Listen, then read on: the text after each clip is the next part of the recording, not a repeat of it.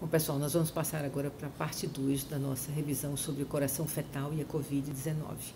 Na primeira parte, a gente discutiu os riscos para o feto e aqui a gente vai falar um pouco da prática da cardiologia fetal em tempos de pandemia.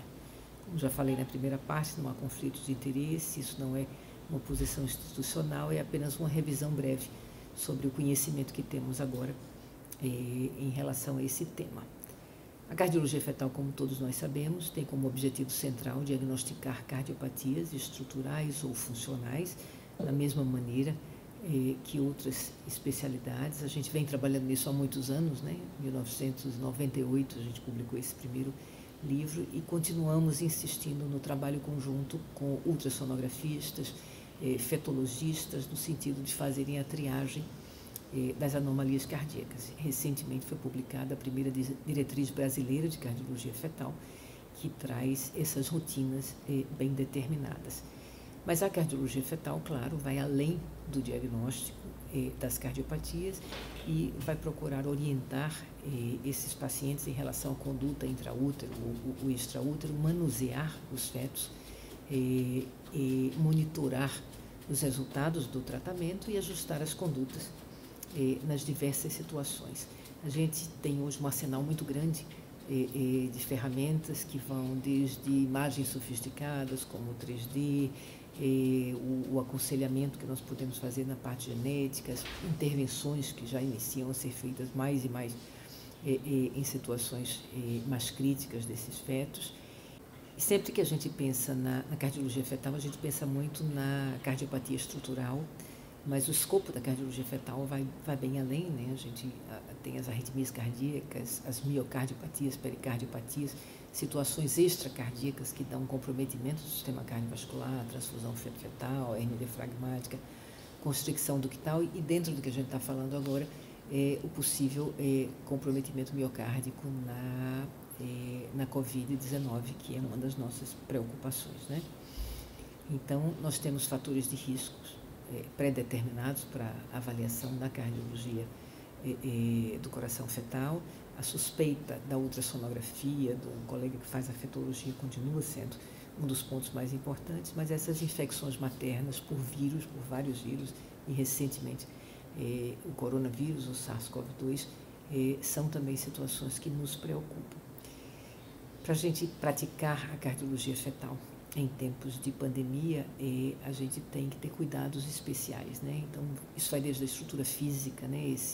Essa separação, esses espaços para que os pacientes possam estar conosco com segurança, até várias rotinas, né, gente? O horário de atendimento é super importante, é claro que tem que ser hora marcada, mas a gente também precisa respeitar essa hora, tanto os profissionais de saúde como os pacientes.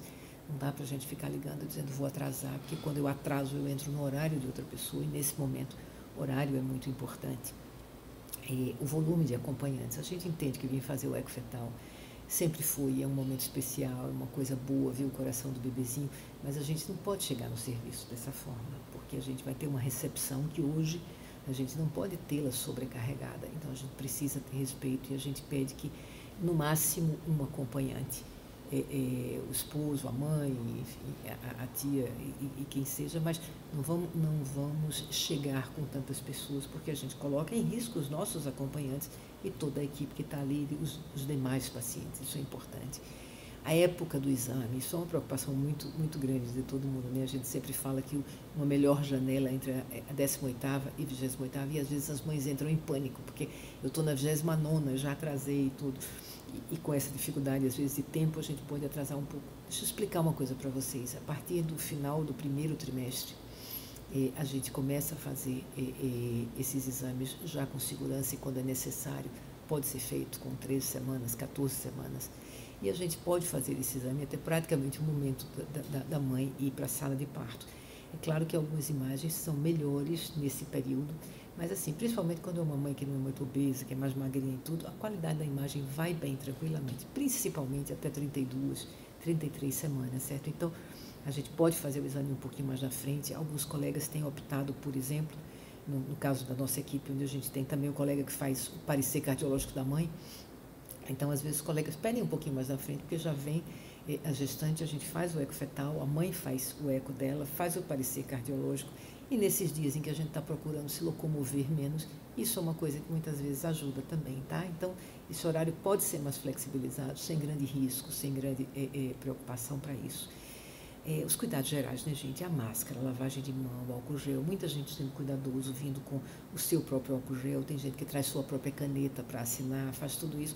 Mas a gente tem pacientes que já chegaram na clínica sem sequer estar usando máscaras. Gente, a gente não pode também brincar com isso. Claro que a gente tem que encarar, tem que trabalhar, mas a gente tem que ter os cuidados e a gente pede o apoio de vocês. Quem é que a gente vai examinar nesse momento? A gente tem o grupo de pacientes que precisa sempre, os fetos que têm fator de risco, né? As mães que apresentam fatores de risco, a mãe que tem o lúpus, a mãe que usou determinadas drogas, que tem alguma preocupação, aqueles que o ultrassonografista, o fetologista identificaram como sendo fetos com problema, com suspeita, eles devem vir, a gente precisa examinar. E por tudo aquilo que a gente discutiu na parte 1 dessa apresentação, é possível que a gente deva fazer rotineiramente os fetos das mães que tiveram Covid, gente, certo? A gente não vai para dentro do serviço em fase ativa. Nesse momento, a gente está pondo em risco muita gente fazendo isso e não vai ter diferença na monitorização que a gente vai fazer. Então, se a gente teve a Covid, conversa com o teu obstetra e depois que passou aquele tempo do isolamento social e que está seguro, é que você vai. Eu tive recentemente uma gestante me falando que o esposo teve. Há pouco tempo eu perguntei como ela estava. Ela disse, não, doutora, eu estou ótima, agora eu não estou sentindo nenhum cheiro, eu não estou sentindo nenhum gosto. A gente sabe que esses são sinais muito frequentes e o fato da gente ter a Covid não quer dizer que você tem que ficar grave, nem que você tem tudo isso. Então, certos sintomas, certos sinais, a gente deve ter um pouquinho mais de cuidado. O contato direto com uma pessoa que teve, que foi positiva, então a gente também se dá aquele tempo, porque ao ir ao hospital, a gente está colocando em risco uma série de pessoas, né? O colega que está fazendo, o médico e toda a equipe, né? Então, depois de passado esse período, a gente deve fazer a avaliação. Todos os serviços, para lidarem bem com isso, tem que ter o plano de adaptação para a convivência, né? Que envolve desde a marcação. Nós, por exemplo, retiramos telefone, hoje a gente só trabalha com WhatsApp. As informações são fundamentais, eu vou tentar mostrar aqui para vocês algumas coisas que eu acho importantes, né? Os manuais, por exemplo, a gente encaminha para o paciente esse manual de adequação para a convivência. Então, para que eles saibam essas questões que eu falei, de não vir com muitos acompanhantes, a marcação, a época, a atenção ao horário de atendimento, como são feitos os exames, o cuidado da máscara, tudo aquilo que eu falei, o cuidado na recepção, o cuidado nas várias áreas de isolamento, o uso do álcool gel. Então, todos esses dados a gente manda para o paciente um manual, onde eles têm todo esse contato e eles podem chegar, tirar dúvidas antes, se quiserem, avaliar tudo isso. A gente manda um manualzinho, por exemplo, de como chegar no hospital. Ele é bem rápido, mas a gente mostra aonde fica o serviço, como é que a pessoa chega, onde ela estaciona, como é que ela chega até lá, até para que as pessoas não se percam. A gente trabalha dentro de um complexo hospitalar muito grande, o Hospital Português é imenso, então do acesso à garagem até a nossa unidade, a gente passa esse filme e orienta, não vou perder muito tempo aqui, mas são coisas que são importantes, gente, dentro desse plano de adequação para a convivência, certo? Então a gente precisa passar essas informações para o paciente. A realização do exame são todas as rotinas, né, que nós já falamos antes. A entrega de laudo, nós estamos optando pelo laudo online, então a gente passa para o paciente online. E todos os colegas que encaminham o paciente para a gente, desde que nos mandem um e-mail, a gente também já passa o laudo, que é uma coisa até melhor para a comunicação e tem nos ajudado muito. Eu espero que isso, independente da pandemia, da Covid, passe a ser uma rotina. Eu acho que é muito útil. E toda a condução desses casos com o máximo de segurança que a gente tem. Sei que as pessoas se preocupam com a ida ao hospital e tudo, mas às vezes são ambientes que terminam ficando muito mais seguros por todo o cuidado que a gente tem em tudo, do que às vezes indo num local na rua fazer uma compra ou alguma coisa assim.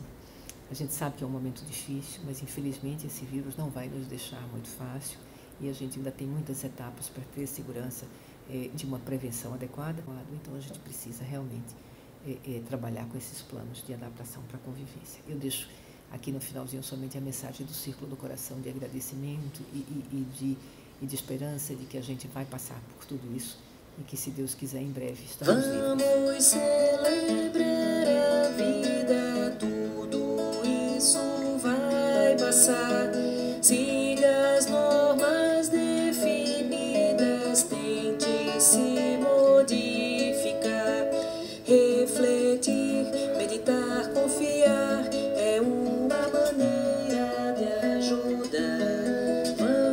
celebrar a vida, tudo isso vai passar. Obrigada, gente, e até breve.